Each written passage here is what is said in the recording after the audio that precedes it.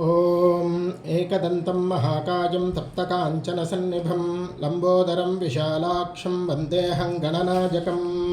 मौञ्जीकृष्णाजनधरं नागयज्ञोपवीतिनं बालेन्दुशकलं मौळौ वन्देऽहं गणनायकं चित्ररत्नविचित्राङ्गं चित्रमाला विभूषितं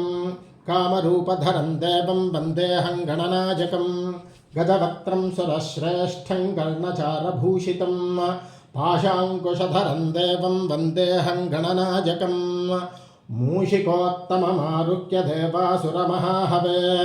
योद्धुकामं महावीर्यं वन्देऽहं गणनायकं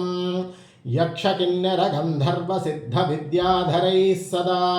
स्तूयमानं महाबाहुं वन्देऽहं गणनायकम् अम्बिकाहृदयानन्दं मातृभिः परिवेष्टितं भक्तप्रियं मधोन्मत्तं वन्देऽहं गणनायकं सर्वविघ्नहरं देवं सर्वविघ्नविवर्जितं सर्वसिद्धिप्रदातारं वन्देऽहं गणनायकम्।